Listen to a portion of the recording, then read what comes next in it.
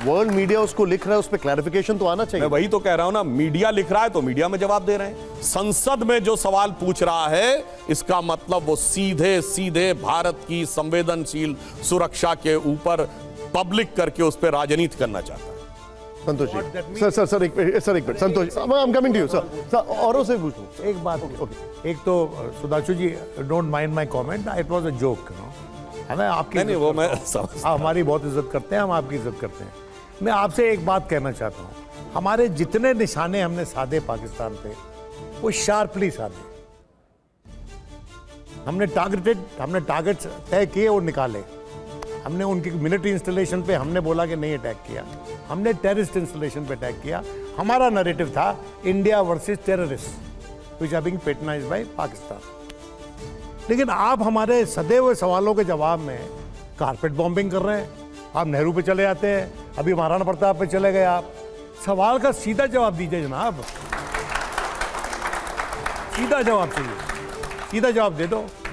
ऐसा है कि जब कोई व्यक्ति, मतलब किसी के पर्सनल में नहीं कह रहा हूं, अगर कोई व्यक्ति ड्रग एडिक्ट हो या किसी प्रकार के मानसिक उसका शिकार हो तो उसका सीधा जवाब नहीं, पहले बताया जाता है कि उसकी मानसिकता क्या है। उस मानसिकता की वजह से ये 16 में सर्जिकल स्ट्राइक के सबूत मांग रहे थे, 19 में पूछ रहे थे कि पेड़ गिरे कि जमीन गिरी, कौवे मरे कि आदमी मरे। अब आज तो पिक्चरें दिख गई पाकिस्तान में डैमेज की, तो आप पूछ रहे हैं भारत में क्या हुआ। इस मानसिकता को समझिए, यानी हमेशा भारत की कोई नेगेटिव चीज खोजनी है, जिसे ऑन द लाइटर नोट कहूं, सबसे जगमगाते हुए महल के अंदर भी किसी कोने में कुछ तो अंधेरा होता है।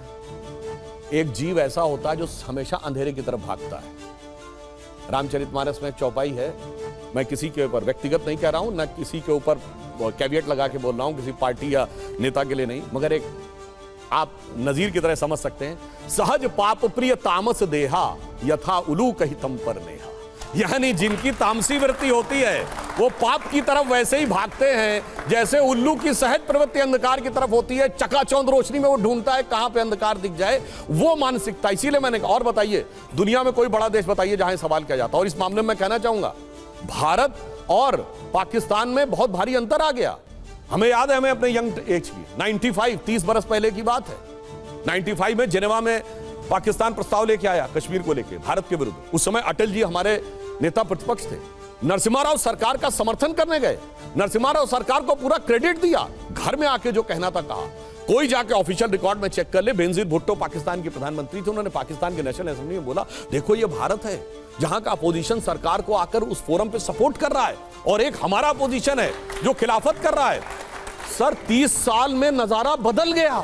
आज पाकिस्तान में कोई अपोजिशन का नेता सवाल नहीं उठा रहा है। नहीं सर, सवाल उठा रहे, नहीं आप सुनिए, उठा रहे। पाकिस्तान में किसी ने आर्मी के ऊपर, किसी ने उसके ऊपर नहीं कहा कि पाकिस्तान कितना डैमेज हुआ, क्या हुआ। हमारे यहाँ ऐसा बताइए, हमारे पाकिस्तान कितने नेताओं का आपने अपने टीवी पे अपने बयान दिखाए?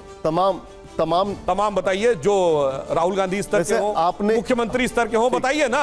अब वो छुड़वैया सिद्धारमैया का बयान, चन्नी जी का बयान, विजय वेदत्तीवार का बयान, राहुल गांधी का बयान, उनके टीवी चैनल, ट्विटर हैंडल वैसे सब बैन कर दिए, तो क्या दिखाएंगे? इसीलिए मैं कह रहा हूं ना, वो तो हमारे डोजियर में भी नाम यूज कर रहे हैं। संतोष भारती जी के पास चलते हैं। सुधांशु, ऑपरेशन सिंदूर के बाद घर घर सिंदूर ले जाने का कार्यक्रम भारतीय जनता पार्टी ने घोषित किया या नहीं किया, 2 दिन तक सारे देश में इसकी तैयारी चली, और फिर अखबार में बयान आता है कि भारतीय जनता पार्टी का कार्यक्रम है ही नहीं।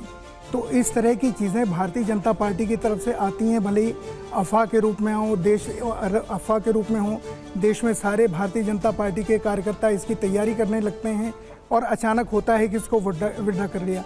कारण क्या रहा? सर आपने जो सवाल पूछा उसमें उसको उत्तर नहीं थे। कोई पार्टी का ऑफिशियल बयान है नहीं, मीडिया में खबर आ रही है, मीडिया में खबर आ रही है कि विड्रॉ कर लिया गया।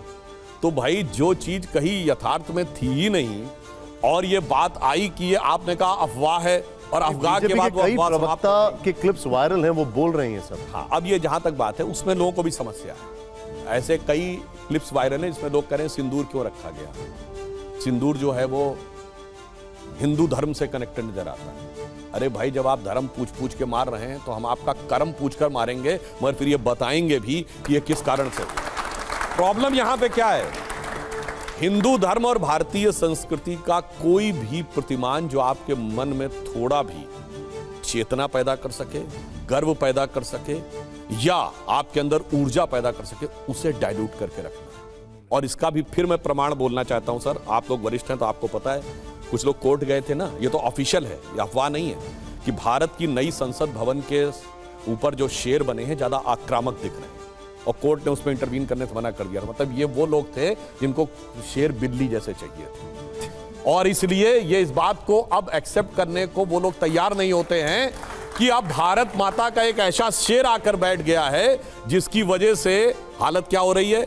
ये शहबाज शरीफ का तो रिकॉर्ड पे बयान है कि 9 और 10 की दरमियानी रात मेरे सिपा सलार जनरल आसिम मुनीर ने मुझे रात 2:30 बजे जगा के कहा कि हिंदुस्तान ने हमारे कई सारे एयरबेसेस के ऊपर अटैक कर दिए हैं, और नूर खान एयरबेस पर भी अटैक हुआ है।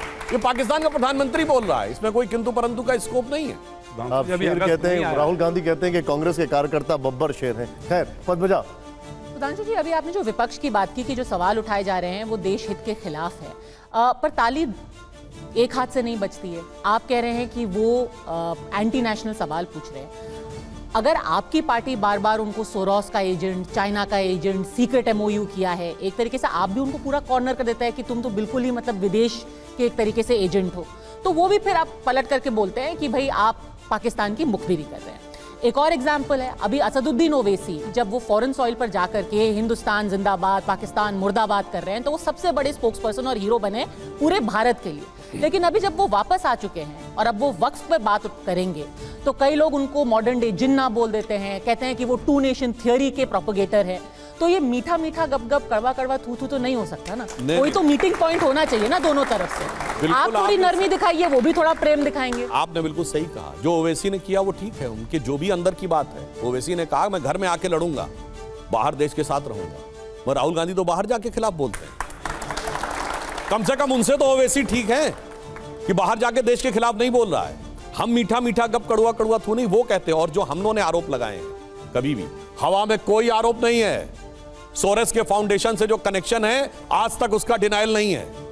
उसके फैक्ट्स अवेलेबल हैं कि वो OCORP में सोनिया गांधी जी मेंबर थी या नहीं, इसमें कोई किंतु परंतु है क्या? इल्हान उमर से वो मिले थे, उसमें कोई किंतु परंतु है क्या? और दूसरी बात, आप सभी वरिष्ठ पत्रकार हैं, संतोष जी आप हमसे बहुत वरिष्ठ हैं आप लोग, मैं कहना चाहता हूं कोई हवा में नहीं बोल रहा हूं। ये वेगलेना एल्बर्टस की किताब स्टेट विद इन स्टेट जाके पढ़ लीजिए, सुनिए, लेटर नंबर के साथ कोट किया हुआ है कि कौन किसके साथ मिला हुआ था। श्वाइजर इलस्ट्रेटेड नवंबर 1991, राजीव गांधी जी की फोटो के साथ। इनको मुकदमा करना चाहिए ना कांग्रेस को उन लोगों के ऊपर कि आपने कैसे लिख दिया। वो कह रहा है कि 1.97 बिलियन स्विस फ्रैंक उनके अकाउंट में है, राजीव गांधी जी की फोटो के साथ लिख रहा है। मित्रों, gills archive KGB in the world part 2 जो कह रहा है सीधे कांग्रेस को पैसा दिया जा रहा है। जोसेफ क्रॉली की किताब in conversation with A crow, वो कह रही है कि हिंदुस्तान के अंदर क्या स्थिति थी। और यूरी बैजमनेव जो कि रशिया का जासूस था, पत्रकार बन के रहता था, 2005 में कैनेडियन टीवी के इंटरव्यू में कह रहा कोई बात हम लोग हवा में नहीं बोल रहे हैं। अगर कांग्रेस के अंदर कुव्वत है तो उनके खिलाफ जाके मुकदमे करने चाहिए थे।